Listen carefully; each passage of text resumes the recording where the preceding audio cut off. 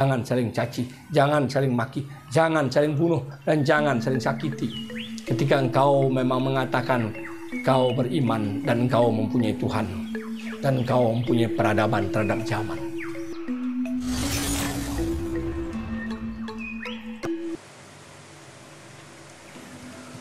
Om Swastiastu Awiganamastu Namo Sidam. Assalamualaikum warahmatullahi wabarakatuh. Salam sejahtera, salam Namo Buddhaya. Saya akan kembali melanjutkan kisah anugerah ketika mendapat tuntunan di dalam penjara oleh Tuhan. Karena ternyata banyak juga yang tertarik untuk mendengarkan kisah saya dan cerita kehidupan saya di dalam penjara yang saya rasakan anugerah itu nyata kepada saya, di mana ketika banyak orang mengatakan orang yang kena musibah, kena masalah, itu adalah bagian dari karma itu sendiri. Nah, disinilah saya mencari jawaban kepada Tuhan. Ketika saya di penjara yang kedua, kasus yang disangkakan kepada saya adalah kasus narkoba. Ketika itu semua orang membuli saya, semua orang menjauhi saya, semua orang menganggap saya hina, dan semua orang tidak mau dekat kepada saya. Malah semua mengejek saya di dalam setiap status postingan orang-orang tersebut kepada saya. Di dalam penjara itu saya merasa terhina dan merasa sangat berdosa menjadi manusia. Akhirnya saya bertanya kepada Tuhan ketika dalam diskusi saya yang terus-menerus dituntun oleh Tuhan, saya rasakan pada suatu ketika Tuhan lagi bercerita kepada saya. Dan saya tanyakan kepada Tuhan. Saya bertanya, benarkah Engkau Tuhan yang selama ini berbicara kepadaku? Cerita ini saya sampaikan berdasarkan kebenaran dari sebuah cerita yang saya alami. Saya tidak dapat dengar cerita dari buku, majalah, atau siapapun. Saya murni dari percakapan saya, anugerah yang saya rasakan bersama Tuhan waktu itu. Saya tanya Tuhan, benarkah Engkau Tuhan yang bicara selama ini kepadaku, yang selalu menuntunku Tuhan? Beliau berkata, iya, aku Tuhan. Kau tidak percaya kepadaku, kata Tuhan. Saya jawab, saya tidak percaya kepadamu Tuhan. Saya ingin lihat wujud dan bentukmu Tuhan, agar saya yakin dan percaya bahwa saya berbicara dan Engkau yang menuntunku selama ini Tuhan. Tuhan lagi berkata, 3 rahasia kehidupan sudah kuceritakan, engkau belum percaya kepadaku? Saya jawab, belum Tuhan. Saya ingin lihat wujud dan bentukmu Tuhan. Bagaimana wujud dan bentukmu agar saya percaya dan saya bisa menggambarkan, bercerita kepada orang-orang bahwa engkaulah yang selama ini bercerita kepadaku. Engkaulah yang selama ini aku ajak bicara Tuhan. Tuhan lalu berkata, baiklah, ketika engkau ingin melihat wujud dan bentukku, aku bertanya kepadamu, kata Tuhan. Bisakah engkau melihat wujud laparmu? Lapar, tidak makan. Gimana kalau lapar kita rasakan ketika kita tidak makan? Terasa lapar itu seperti apa?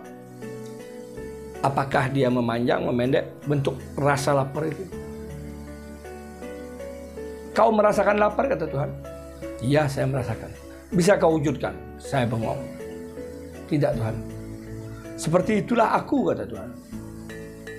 Tidak bisa kau wujudkan, tapi kau rasakan. Ada bahasa Tuhan, ada bahasa lapar. Merasakan Tuhan, merasakan lapar. Tapi tidak bisa kita wujudkan bentuk dari lapar tersebut. Apakah dia memanjang segitiga, 4 apa? Ketika kita merasakan lapar, ketika kita tidak makan 2 hari. Terasa lapar itu akan sangat terasa. Dan sangat-sangat terasa kita rasanya butuh makan untuk mengisi perut kita. Tapi kita tidak bisa mewujudkan bentuk rasa lapar itu wujudnya seperti apa. Seperti itulah Tuhan. Ketika kita berhadapan dengan masalah yang sangat besar, kita pasti akan mencari Tuhan yang tidak berwujud. Lalu saya bengong sebentar, saya terdiam, tertegun sejenak. Saya bertanya lagi, tapi Tuhan, ketika saya makan, saya kan kenyang Tuhan, hilang lapar saya. Tuhan lalu menjawab, ketika engkau berdoa, apakah engkau tidak tenang karena aku yang datang kepadamu? Di sanalah saya menangis di dalam penjara. Karena saya nyata merasakan Tuhan itu berbicara kepada saya. Tuhan itu menggambarkan dirinya untuk saya bisa gambarkan bentuk Tuhan. Saya bercerita dengan kebenaran, alam semesta mendengar apa yang saya ucapkan. Saya menyebut nama Tuhan. Ketika saya mengarang atau saya mendengar cerita dari orang atau saya mendapatkan masukan atau saya membaca dari orang, saya akan berdosa karena saya ucapkan, saya mendengar sabda dari alam semesta. Ketika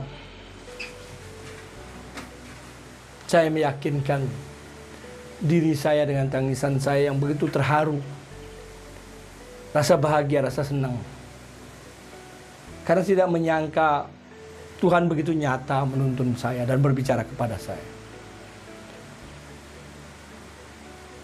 Dan saya tanya Tuhan, apa karma saya Tuhan? Kenapa saya dihukum? Karena saya merasa saya nggak bersalah. Dan kenapa saya dihinakan di tanah Bali? Semua orang mencibir saya. Semua orang menjauhi saya dan menghinakan saya ketika saat itu. Keluarga saya pun rasanya menjauh dari diri saya Tuhan. Apa dosa saya Tuhan? Apa karma saya Tuhan? Saya tanya Tuhan. Ketika Tuhan nyata menggambarkan dirinya kepada saya. Terus Tuhan menjawab. Ketika engkau mengatakan dirimu karena karma, kau tahu Yesus, dia manusia sama seperti dirimu. Dia dihukum, disalib, dipaku. Lebih sakit dan menderita dibandingkan dirimu. Bagaimana Yesus disalib, dihukum? Apakah dia punya karma? Saya tanya, apakah dia punya karma Yesus? Kenapa dia dipuja jutaan umat manusia sebagai Tuhannya agama Kristen seluruh dunia? Dia dihukum. Ketika kita berpikir, orang Bali berpikir, orang yang dihukum itu adalah akibat dari karmanya. Masa orang mempunyai karma dipuja menjadi Tuhan? Tuhan berkata, dia menjalani proses penebusan dosa umat manusia. Dia dihukum lebih sakit dibandingkan dirimu. Dia tidak ada karma. Dia menjalani penebusan umat manusia. Makanya diberikan anugerah menjadi Tuhan Yesus dalam ajaran agama Kristen seluruh dunia. Dan begitupun ketika Tuhan berkata, kau tahu Krishna dalam perang Kurukshetra, kenapa bukan Bima yang gagah perkasa dan Arjuna yang hebat luar biasa membentangkan panahnya? Yang dipanggil sebagai awatara, kenapa hanya seorang kusir kuda? Bukan Bima yang jago luar biasa memanah, memidik dan bertempur, panglima perang dalam perang medan, perang Panca Pandawa. Kenapa hanya seorang kusir kuda? Kalau kita bayangkan orang kusir kuda di sini adalah sopir. Seorang sopir yang kita rendahkan jabatannya, kita rendahkan orangnya. Padahal dialah awatara ketika kita merendahkan orang. Kau tahu juga Buddha, itu Tuhan bercerita kepada saya. Bagaimana sang Buddha berjalan kaki. Dia bukan raja Cina, dia bukan pengusaha terkaya di Cina. Dia hanya seorang pejalan kaki yang membawa kebenaran. Kenapa dia dipuja sebagai sang Buddha Gautama? Kenapa bukan raja Cina atau pengusaha terkaya di Cina? Di situ membesarkan hati saya. Bukan harta dan jabatan menjadi kita mulia di mata Tuhan dan umat manusia. Tapi bagaimana kita berbuat kebajikan dan kebaikan di alam semesta. Sampai saya tanya Tuhan, kenapa Engkau nyata bercerita kepadaku Tuhan? Sedangkan aku orang yang terhina. Kenapa Kau memilih untuk menceritakan segalanya kepadaku Tuhan? Tuhan berkata, umat manusia sekarang sudah lupa diri. Mereka lupa, mereka pikir agama yang menciptakan mereka menjadi manusia. Sehingga mereka menganggap agamanya lah yang paling benar di antara agama yang lainnya. Dan agama bukan lagi mencari iman dalam kematian untuk menemuiku, kata Tuhan. Tapi agama sekarang dipakai alat untuk menghancurkan dunia, menghancurkan saudaranya. Untuk mencaci maki, untuk memaki, untuk mencari harta, jabatan, kekuasaan, kedudukan. Agama dipakai alat untuk keegoisan umat manusia. Agama bukan lagi iman dalam tuntunan Tuhan untuk mencari kedamaian dalam kehidupan. Agama bukanlah lagi dasar menjadi kebaikan umat manusia. Tapi agama adalah alat perang, kata Tuhan, yang bisa menghancurkan umat manusia ketika manusia sekarang banyak yang dilupakan, disesatkan, dan salah berpikir tentang agama. Tanyakan kepada mereka, kata Tuhan, ketika para tokoh-tokoh agama yang berbeda-beda, mereka butuh darah.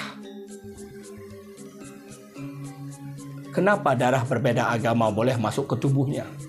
Ketika golongan darahnya AB, saya beragama Hindu, saya membantu saudara saya beragama Muslim, membantu beragama Kristen. Dia butuh darah AB, kenapa darah saya yang agama Hindu boleh masuk ke tubuhnya? Yang berbeda agama, kenapa darah yang masuk ke tubuhnya dan diam serta tinggal untuk menghidupinya dia bisa sama?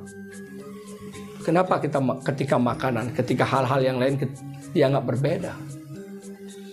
Di situ Tuhan mengajarkan untuk ingat manusia bahwa Tuhan menciptakan kita adalah sama. Kenapa juga ketika mencongkok jantung ginjal kita pergi ke daratan Cina sana karena di sana lebih murah. Kenapa jantung cangkokan ginjal orang bisa dari negara berbeda masuk ke tubuh negara kita berbeda? Tuhan berkata, aku ciptakan manusia di seluruh dunia. Tergantung di mana dilahirkan, disitulah kultur, kulit, budaya itu ada. Aku berada dan memberikan pencerahan di utara, selatan, timur, dan barat tentang iman. Dan memang berbeda-beda pencerahan Tuhan memberikan ilham kepada manusia.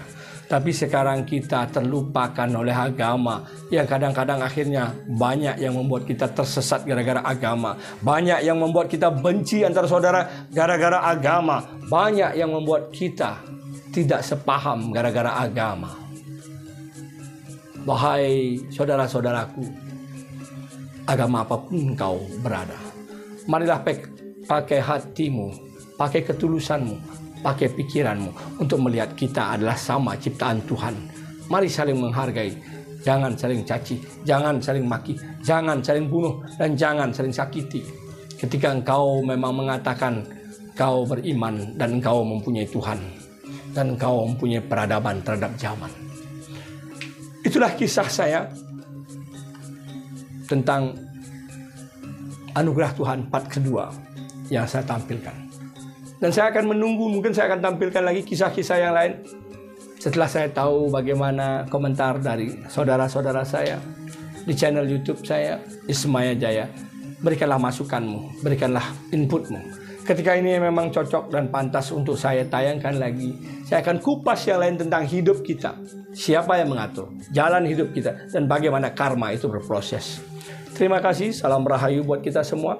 Salam sejahtera, salam anak bangsa, salam umat manusia di alam semesta. Rahayu, rahayu, rahayu swaha.